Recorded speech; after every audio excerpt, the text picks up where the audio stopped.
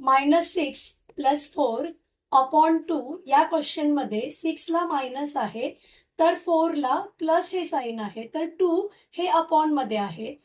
हा क्वेश्चन कसा सॉल्व्ह करायचा? बऱ्याचदा स्टुडंट्स काय करतात की वरती 6 आहे, अपॉन आहे आणि 2 आहे म्हणून 2 ने 6 ला डिवाइड करतात किंवा 2 ने 4 ला डिवाइड करतात, कारण 4 ही अपॉनच्या वरती आहे आणि 2 खाली आहे म्हणून. पण असं करायचं नाही, कारण 6 आणि 4 हे ऍडिशन सबट्रॅक्शन फॉर्म मध्ये आहे तर 2 हा अपॉनच्या फॉर्म मध्ये आहे, त्यामुळे ह्यांचं डिवाइड होणार नाही. तर याचं आन्सर कसं कॅल्क्युलेट करायचं?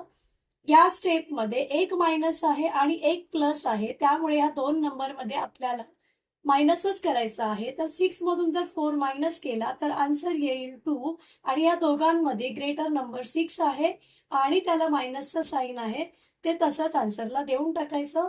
त्यानंतर अपॉन लिहायचा आणि त्यानंतर उरलेला 2 जो अपॉनच्या खाली आहे तोही तसाच लिहायचा. तर यामध्ये आपल्याला काय करायचंय, हा जो डेनॉमिनेटरचा जो 2 आहे त्या 2 ने वरचा जो 2 आहे न्यूमरेटरचा त्याला डिवाइड करायचा आहे. 2 चा टेबल जर 2 पर्यंत काउंट केला तर आन्सर येतं 1 जा आणि डिवाइड मध्ये एक मायनस असेल तर तो तसाच आन्सरला द्यायचा असतो आणि आपला आन्सर जे 1 आला आहे तेही तसंच लिहायचं आहे. तर या स्टेपचा आन्सर येईल -1.